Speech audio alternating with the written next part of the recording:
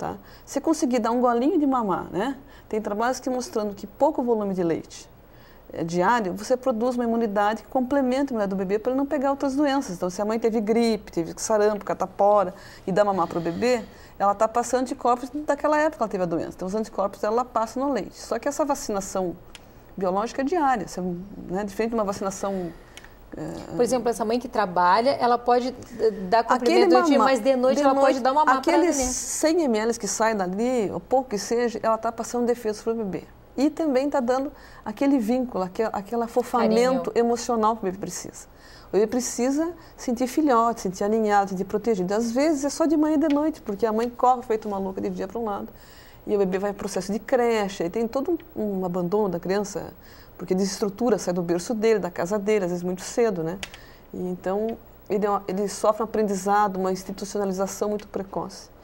Né? Então, isso gera estresse para o bebê. Daí também se torna o bebê mais chorão, né? Então, muitas cólicas dos bebês é provado, que é do primeiro filho muito maior que no segundo. E a maioria é emocional, o estresse desse ambiente novo, familiar, que está se gerando da família moderna, né? Então, em resumo, quanto mais mamar puder dar, melhor. Tá. E se você não puder dar, não tenha culpa, porque às vezes acontece, a natureza da pessoa... Não ter leite, né? Não ter leite, a pessoa, às vezes faz cirurgia plástica, aquelas mais antigas, que né, mexer na glândula. Então, às vezes a mãe tem leite e não sai leite. Já aconteceu, né, Carlos? A gente tem outra paciente mais velha que fez redução radical de mama e a mama Mas fica da impressão. Assim, muito... antigamente, Cristina, se modificava. Sim, hoje em dia o evoluiu mamilo, muita tecnologia, né? Se deslocava o mamilo, na verdade, se desinseria todo o mamilo. Hoje em dia, na grande maioria das pacientes, a cirurgia, ela mantém todo o complexo areolo-mamilar. Então, dificilmente ela vai ter, a não ser aquelas gigantomastias, aquelas pacientes, né, casos que a mama, que a gente já não vê mais, que as mamas são muito grandes, que tu tem que deslocar muito o mamilo, que tu acaba desinserindo quase que totalmente o mamilo. Mas hoje em dia, na grande maioria, elas mantêm. A gente vê isso nas mães velhas que operaram plástica há eu 10, 15 anos atrás. Quanto tempo por dois motivos. Primeiro, porque para saber, na verdade, qual era a necessidade real da criança, né? Segundo, porque a minha área é um pouco diferente da de vocês, né? Eu pego muita paciente para fazer reconstrução disso. E o que a gente observa, isso é o que eu observo no meu consultório, na minha clínica. Não sei se é a mesma coisa que tu vê na tua clínica, mas essas mães assim que ficaram tempo demais, o que eu quero dizer com tempo demais? Eventualmente 2, 3 anos, a criança tem lá 3 anos, está correndo pela sala, volta, puxa. Isso não é adequado, né? Não é adequado. Emocionalmente, isso acaba transformando a mama, a mama vai sofrer transformação normal. Quer dizer, acho que nenhuma mulher tem que ter medo de dar mamar ou de dar o peito um tempo adequado. Acho que é normal, né? Até um ano eu acho que faz bem, né? Mas se for demais, tu não observa que acaba alterando demais também a mama dessa mulher que ficou tempo demais amamentando? Ou é só uma coisa da clínica do cirurgião plástico? A mama tem ligamentos, né?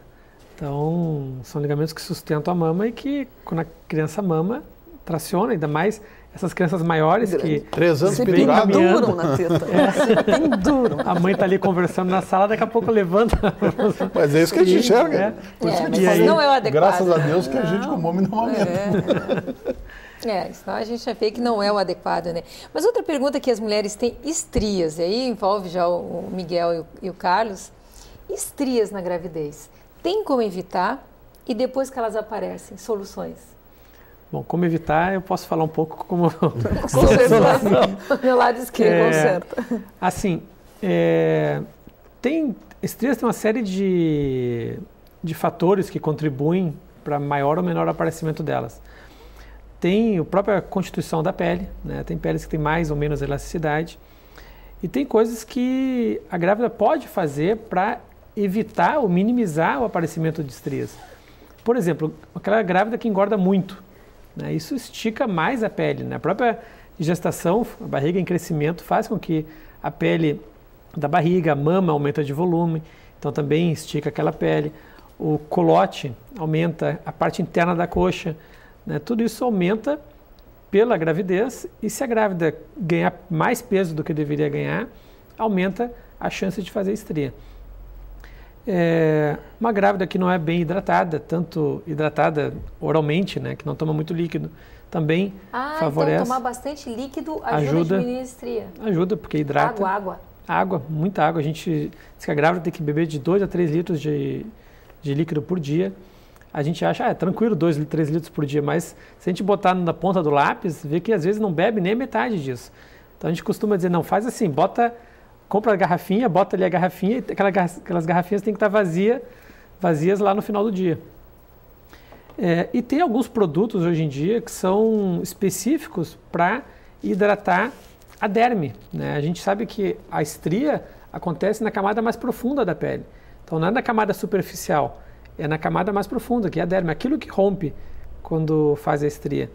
Então alguns produtos que tem aí à venda no comércio, eles hidratam a parte de cima da pele, alguns óleos e tal que as grávidas usam. E a gente sabe que é diferente quando se cria o primeiro, segundo, terceiro e quarto filho. Estou dizendo quarto filho porque eu tenho 4. E eu me lembro, eu estava falando com a Cristina, que é pediatra, estava falando exatamente que no primeiro filho, eu me lembro de algumas vezes ter acordado assustado porque eu achei que tinha jogado ele pela janela. Tu imagina o susto de um pai novo, olhar para o berço para ver se estava lá, de tanto que chorava a criança, né? Quais são as dicas que tu pode dar para um casal novo, para uma mãe que está começando a cuidar de uma criança? Boa pergunta, como diz o Carlos. Tem que ser família, né? Tem que ser o pai e a mãe abraçar, sem ser que o pai queira jogar a criança pela janela. Né? Primeira não, coisa, bote nem jogar no colo da mãe, né? Nem jogar no colo da mãe. Tela na janela. Se mora é difícil, primeiro, tela na janela. Eu sempre brinco isso quando tem gêmeos ou trigêmeos, eu digo para o casal. Olha, já compraram tela? Botem tela na janela, porque vocês vão se cansar, né? O bebê chora. Tem que lembrar que o bebê, a única forma de relacionar com a gente é chorando. Eles não têm aquelas linhas embaixo que vão dizer o que ele está dizendo em cada choro. Então, isso com 15 dias, 20 dias com o bebê em casa, você descobre. Esse choro é fralda, esse choro é colo, esse choro é mamar, né? Mas na primeira semana a gente fica louca, porque eles choram, eles têm o poder de chorar 8 horas consecutivas e não ser doença nenhuma. Ser modo de insatisfação, né? Insatisfação porque está embrulhado demais, né? Porque a avó ou a tia, que é mais velha, já está na menopausa, tem um frio horroroso, daí botou 3 mantas, todas as roupas que ele ganhou, então ele está com um calor muito horroroso, né? Então a mãe tem que botar a mão, porque ele está suado, né? A causa de febre no bebê é excesso de roupa, né? Outra coisa é roupas apertadas, não é? O cara passou 9 meses dentro do útero, pelado, no momento zen da vida dele, aí nascem, botam luz, enrolam de roupa, pegam no colo, as pessoas com cheiro, daí começam a ter espirros, não é? Então são vários estímulos novos que a pessoa quer. Que eu digo quando sai do hospital, bebê não é sorvete, não vai derreter. Então dá para curtir o bebê vários dias, dividir as visitas, por exemplo, né? Quem tiver visita doente, agora é primavera, então tem, às vezes a tua melhor amiga está com o filho com catapora, então ela telefona para você. Depois que o filho sair da catapora, vai visitar o nenê, né? Então, às vezes, a pessoa fica com vergonha de não deixar fazer a visita e traz malefício para essa família. Porque depois vai pegar bronquiolite precoce, catapora precoce, porque não tem vacina e coisas e tal, e acaba a mãe e o pai se estressando. Um bebê recém-nascido normal já muda a vida da gente, você imagina um normal ainda com alguma patologia em cima. Dá para tirar de casa recém-nascido? Com bom senso. De preferência, não? Não, pode sim, bom senso.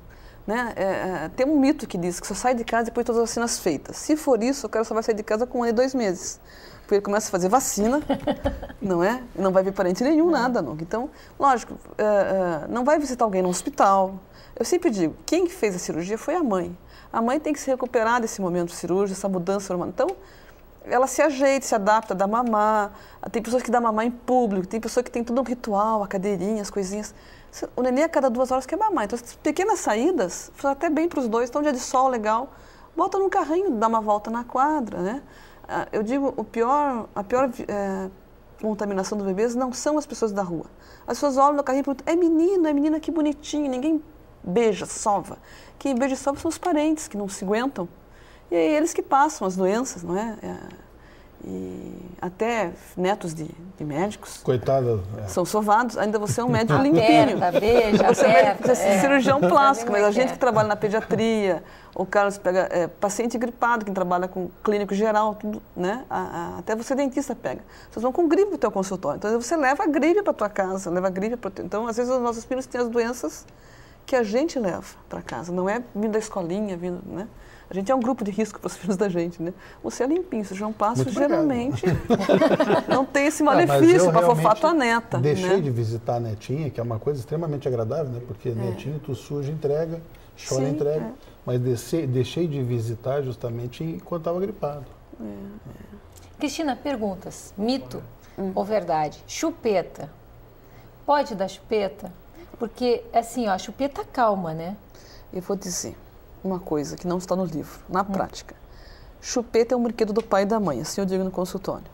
Porque o nenê, o primeiro reflexo que aprende intraútero é o sugar. Ele suga o dedinho, suga a mãozinha. Então, todo o mundo dele, o prazer dele vem tudo pela boca. É um estímulo que ele consegue se organizar melhor.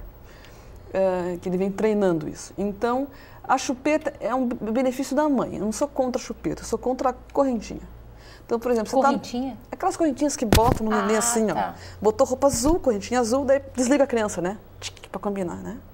Então, o que serve chupeta? Você está no meio do teu banho, o nenê começa a chorar, está com o pai. O pai não tem teta para oferecer. Então, o pai alcança a chupeta, dá uma distraída na torcida, não é? E aí, quando a mãe vem, então é uma distração, é um brinquedo, assim como eu pergunto, às vezes, de andador.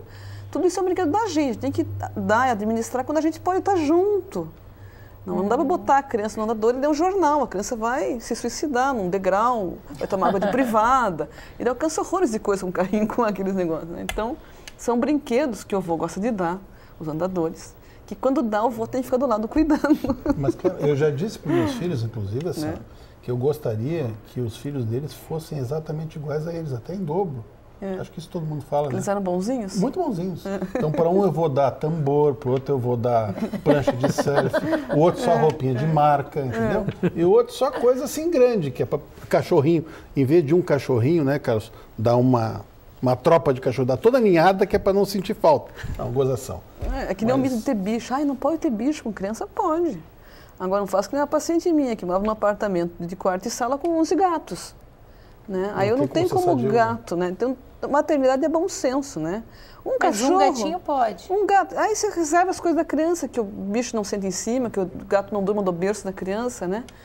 Delimita espaços físicos, né? Você tem que administrar até as visitas, né? Tem criança que chora a noite inteira e dia um santo. Porque dia ele passa de colo em colo, na galinhagem ele está estressado, com dor no corpo, né? Mal-humorado, ele quer filmar mal, ficar com a mãe, né? Porque ele passou o dia inteiro na festa, né? E alimentação, Cristina, por exemplo, a criança que quer comer demais, a gente controla a alimentação da criança ou vai dando comida? Comer demais quando? Por exemplo, uma criança toma 3 mamadeiras de manhã, é muito não? Isso é recém-nascido? 4 meses, 5 meses. O volume está errado. Geralmente eles não têm o fator gula quando são muito pequenos, né? Pode dar. Se a criança sentiu necessidade, geralmente, pode quando dar. Está com 4, 5 meses e está uma mamadeira de leite em pó, não toma leite materno, o leite em pó, os leites maternizados, como a gente chama, eles sustentam o bebê. Então, geralmente, ele mama a cada 3 horas, 3 horas e meia. Com 4, 5 meses, se o bebê já está desmamado, não teve leite, ele já come alguma distração, assim, começa a ser meleca, que eu digo. Pãozinho. Dá uma frutinha, gosta de 10 colherinhas. Então, ele tem umas distrações, porque, assim, essa idade ele está super enxergando bem, ele tem o prazer do paladar, ele tá consumindo, ele está aprendendo, ele está excitado. Né? Então, ele quer comer não é para satisfazer a barriga dele, satisfazer o prazer, como ver uma cor, como ver um brinquedo. Ele está se descobrindo.